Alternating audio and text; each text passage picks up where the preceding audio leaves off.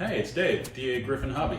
Wanted to show you quickly the modular way that I'm building the scenery for this side of the layout.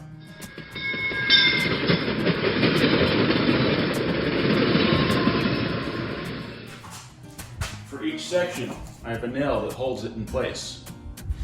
You take the one nail out, and the piece comes off. Whether it will stay like this long term is another issue, but for now, while designing and building it, it makes it very easy to take the parts apart and work on them off of the layout. For example, I need to contour this, so it would be very difficult with it back there, but taking the piece off allows me to really get my hands on every piece of the layout so that I can do what I want to do and then put it back where it belongs. As long as I can actually get all the nails out, it works pretty well. A little pair of pliers here just to grab some of the nails. Again, nail. And the piece slips out. And then again, this is one of the reasons why I love working with the foam. This weighs like 3 pounds, maybe. It's all foam, caulk, and some screws just to keep everything together and add a little strength to it. So try to do that with plywood and cardboard and everything else. Plaster. Nail. Piece. Now I'm not saying the foam is perfect. There are certainly drawbacks to the foam.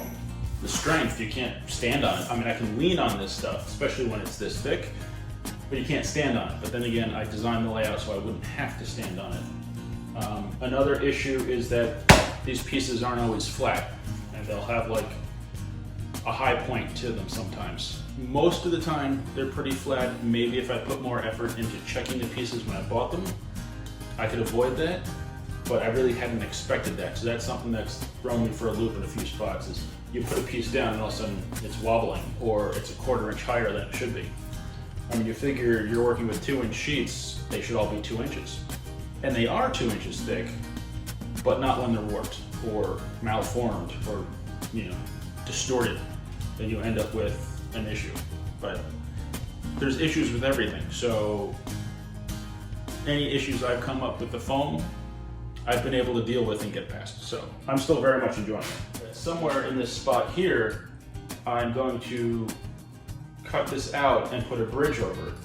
Building with the foam allows me to see the overall shape and then carve into it to get the look I'm going for. It kind of gives me the freedom to adapt as I go. And that works really well for the way that I build. You'll see some of these pieces are a different length than others, and that's because they kind of fit together a little bit like a puzzle to help support each other and keep everything lined up. And it really helps when you're working on remote sections of the layout. You can just take it off. Of course, once all the track is laid, that will definitely change the way I deal with the foam. But for the creation process, for going through and deciding where everything's going to go and shaping it and cutting everything, it's amazing to be able to just take a whole corner off and play with the shape and the contours without having to work with it on the layout. Now, I designed this end a little different. I have 2 nails that go through the top and hold the top piece in place.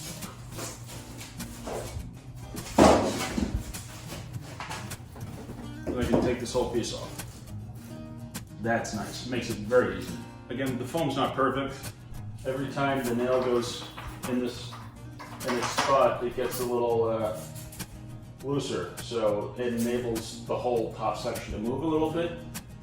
But it gets it to about 98% where it needs to be, and that's close enough for now. And this is still under construction, obviously, but it enables me to work inside the tunnel without being inside the tunnel. Still a work in progress.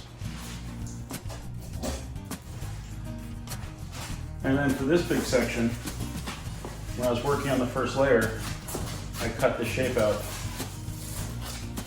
and attach it to the tabletop. And again, it's about 95% accurate as far as placement, but it really keeps the whole thing from moving too far. It will twist a little bit depending on how I put it down, but it also enables me to have a little bit of flexibility as far as small adjustments of the whole upper level. So that was quick. I could have done that a lot quicker. The entire upper level part just came off.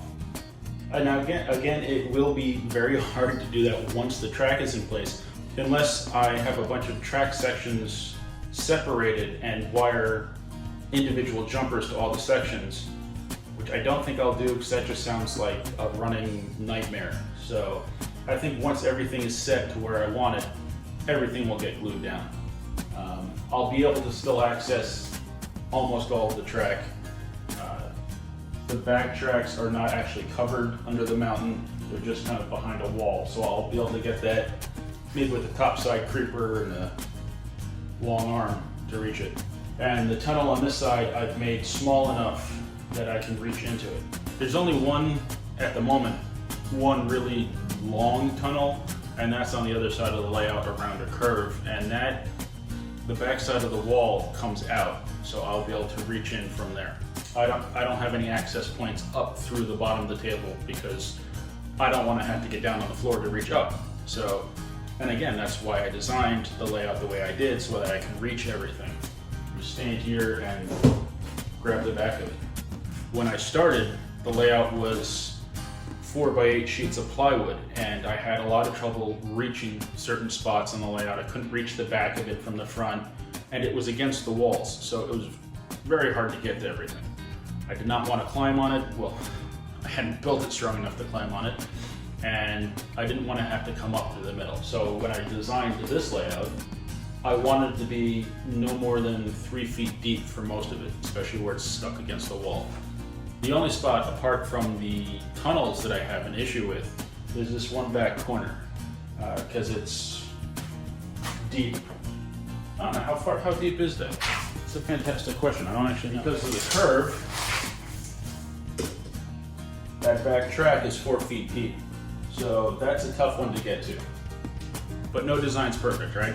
I mean, if I can at least get a track cleaning car back there, I should be okay. Because I can reach here and I can reach there. So it's just the edge of the corner that I really can't get to. So why did I take all this off today? Because I want to continue working on the back contours between the pieces, line them all up, and get it to look at least uniform. That way, if I put everything back, when you look down from the end, or if I run a camera through the layout, it will still have detail back there. It doesn't need to be exact or perfect, but something that will make it look better than just the back of a layout. That's what I'm doing. Hopefully it works out. We'll see how it goes.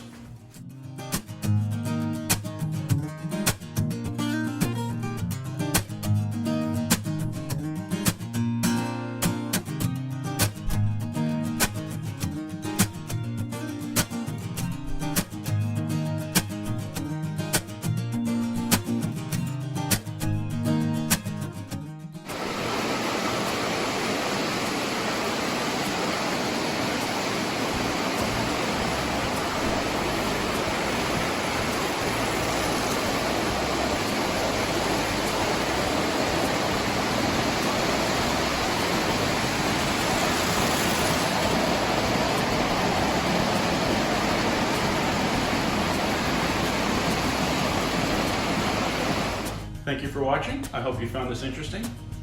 Please remember to like, comment, subscribe, and I'll see you next time on the Dagryffyn Hobby.